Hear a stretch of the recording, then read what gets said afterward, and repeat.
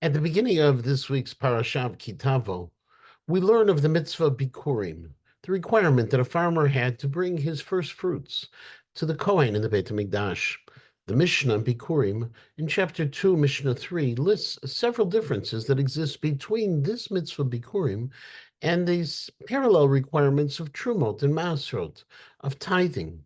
The Mishnah writes that as opposed to Trumot and Masrot, which both have minimum requirements, there is no such standard for Bikurim. There's no minimum amount that has to be brought. Even if a person brought a single tiny fruit, it would seem, according to this Mishnah, to be enough. But along comes the Rambam in Hilchot Bikurim in his second chapter, the 17th Halacha, where he mentions that midrabanan, there is a minimum of a 1/60th of a farmer's field to be used for Bikurim. Although it's true that this approach of the Rambam is mentioned in a Braita, why would the Rambam approach this mitzvah differently than an explicit position of the Mishnah? The Vilna Gaon in his Shonot Eliyahu suggests that the Rambam doesn't actually rule against the Mishnah. Even according to the Rambam, Bikurim versus Trumot and Masrot have differences about their minimum requirements, whereas one who gives 1/60th of his produce, less than 1/60th of his produce for Trumot or Masrot, hasn't fulfilled the mitzvah at all. One who by accident brings less of that amount to Bikurim still doesn't have to go back and bring more. In other words, the 1/60th is an absolute minimum for Trumot and Masrot, whereas the 1/60th is a desired minimum. Why should there be a difference?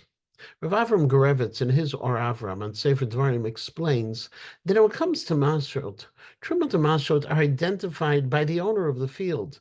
They gather all their fruits, all their vegetables, all the grains, and they then say this is 1/10, this is 1/60th as required. But when it comes to Bikurim, Bikurim themselves are what creates the sanctity.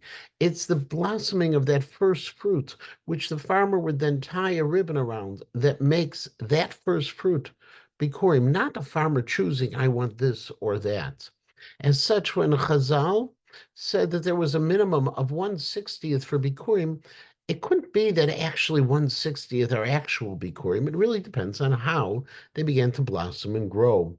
Rather, that additional amount is referred to, says Rav Gorevitz, as a Tosefet Bikurim, additional Bikurim like fruits on a lower level. And therefore, he explains, if a farmer forgot to bring the extra fruit, if he only brought that little bit that was with the ribbon, the very first that began to blossom, he fulfilled his mitzvah and doesn't have to go back.